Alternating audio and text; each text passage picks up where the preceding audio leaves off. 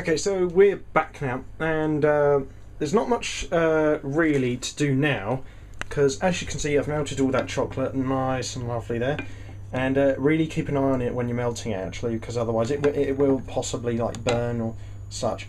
Good idea actually. I didn't do this, but just a suggestion is maybe mix, when you're melting in the chocolate for this recipe or any other recipe where it requires melting chocolate, maybe melt it with maybe when it's been melted, or what, just as it's about to be finished melting, you mix in like a little bit of, just stir in just a little bit of like double cream or something nice like that, just so that it becomes nice and really smooth and sort of, you know, really nice and sort of smooth and just delectable, really. Hey, if you don't like my language, just tell me.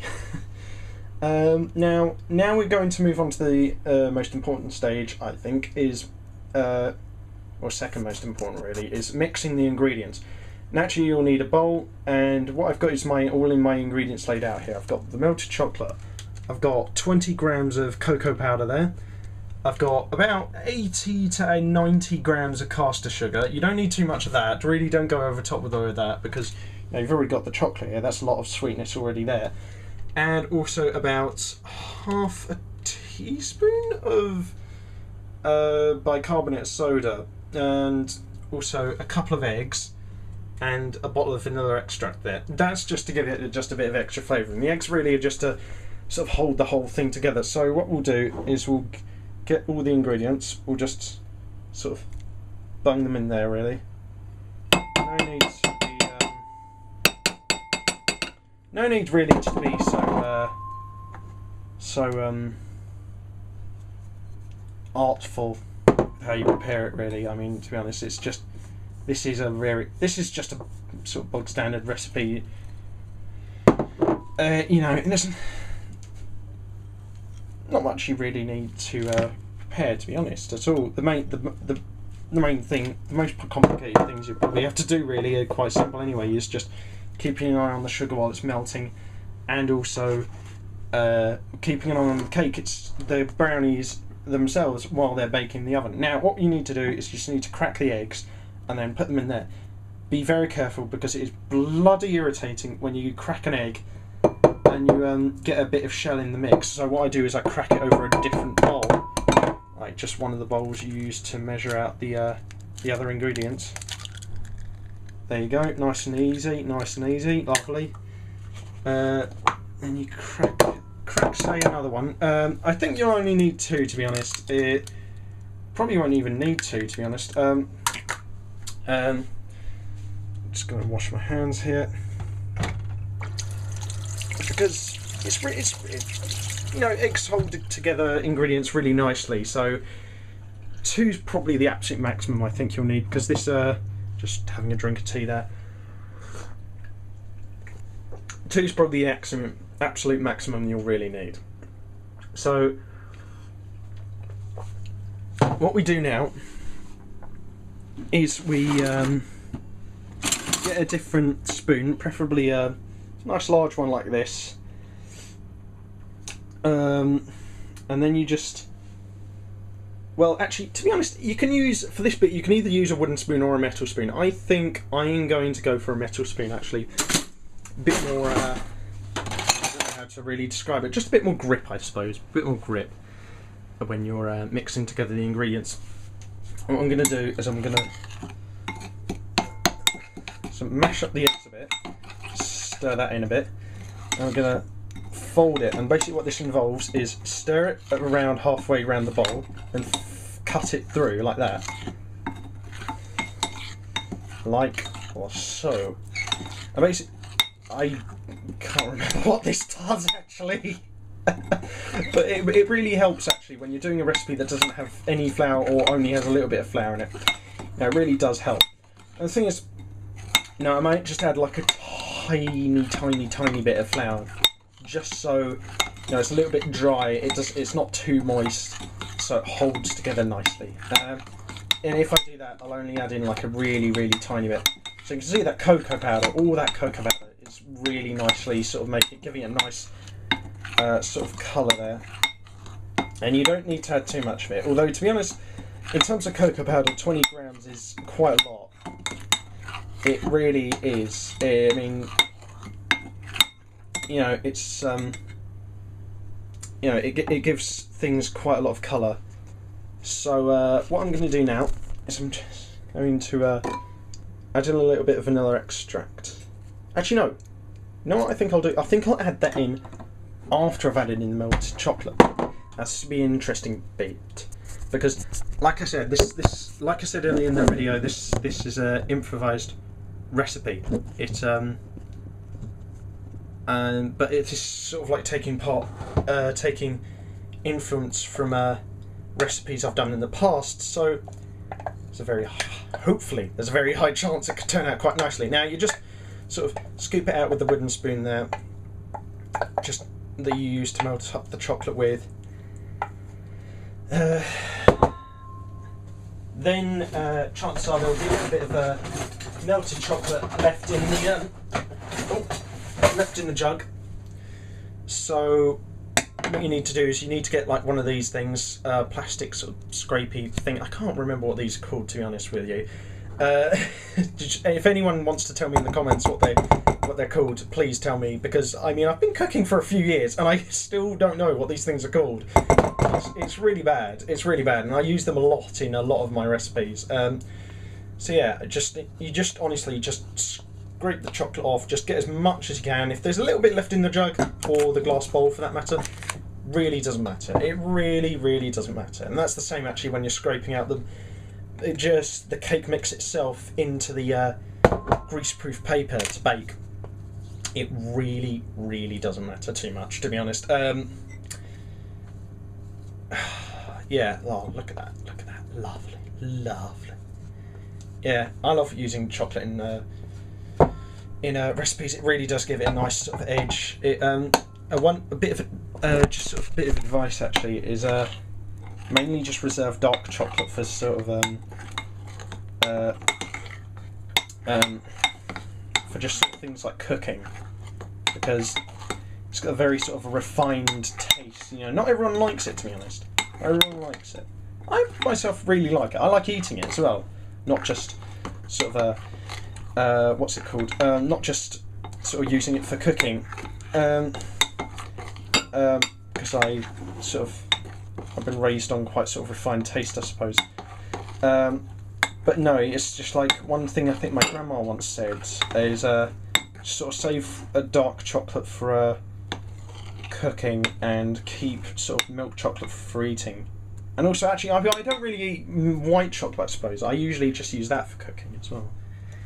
So, oh, look at that, nice and gloopy, nice and held together, as they would say. And that's the magic of the eggs, I think, probably working there, holding all the ingredients together. So now we take the vanilla extract here. This is quite nice vanilla extract. There's only a little bit left in this bottle, actually. Don't need to be too crazy with it. Just that's about a teaspoonful, I'd say. You add in probably about 2.5 teaspoons worth. That's really just to give it a nice little bit of extra flavour. Yeah, it's now it doesn't add anything really particularly special. It's just in terms of flavour. It's not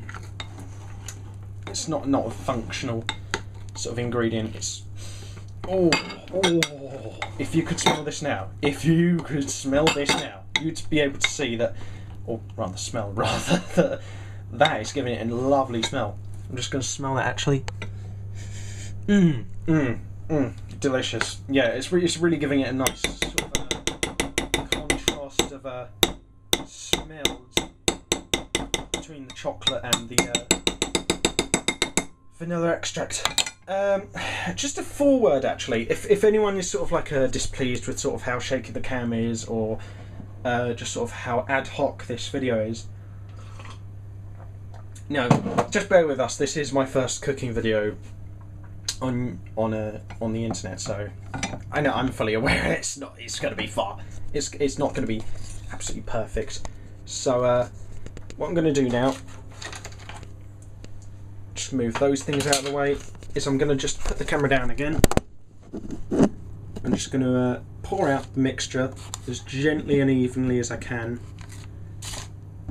into the baking tray. Now, I thought I was going to have to put in some flour, but it doesn't seem like I will do, to be honest. If you sort of fold it, like I did, where you stir it around halfway around the bowl and then you cut it with the spoon, I think it brings a lot of air into it or something. I don't really remember, but it does really help if you're doing a recipe that doesn't involve much flour as such. Oh God, this is going to be nice. You know, it's, to be honest with you, I don't really. It's quite naughty that I'm making this, actually, to be honest, because Christmas just recently went by and New Year's just recently went by, and I got loads of sweets for Christmas and New Year's. I got what did I get? I got a dark chocolate orange. I got a big triangular sort of box of mini bite-sized Toblerones.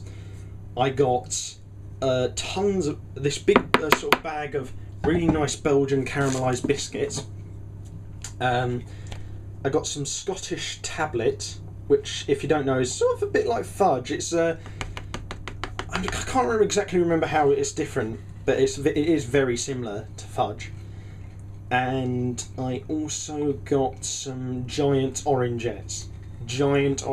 Oh, they're just gorgeous. I love orangettes. If you don't know what it is, it's sort of like Jaffa cakes for middle class people. But although, to be honest, I do like Jaffa cakes myself. You know, if I really want to be lazy and I just want something cakey, I'll just get like Jaffa cakes or Sainsbury's own sort of like Twix cake bites or something like that. Just something, you know, just cheap like that. You know, because to be honest, sometimes you don't always want to sort of go through the effort of baking something like this to you know, you just want to have something just ready made for you. And it's like my mum always says, it's nice to have things cooked for you. It really is. You know, it brings a certain sort of extra taste to the recipe. You know, and also it saves you from doing all the work, I suppose. But me, I do like cooking. I like sort of the process of it, and you know, it is a bit tricky sometimes when you're doing a recipe you don't know. But for me, it has a sort of certain calming effect, because I do get quite stressed out a lot of the time. Because, you know, some situations in life just sort of stress me out a bit. But then I cook, or play games, or hang out with my friends, and it just calms me down. It really does. It's nice. Cooking has a really nice effect. It can bring people together, or it can tear them apart, like on Gordon Ramsay's F Word, which is a really crap programme, to be honest, I personally think. No offence to Mr. Ramsay himself, but it's just, I don't like that programme so much. Yeah, what I'm doing now is I'm just sort of spreading out baking paper really evenly with the mix on it. It's moving around a lot because I'm having to juggle holding the camera in one hand while I'm doing this, so it's really quite tricky. It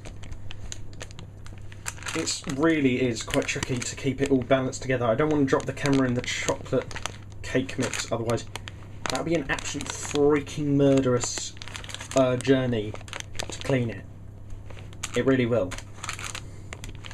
You just want to sort of spread it out just as evenly as you can here.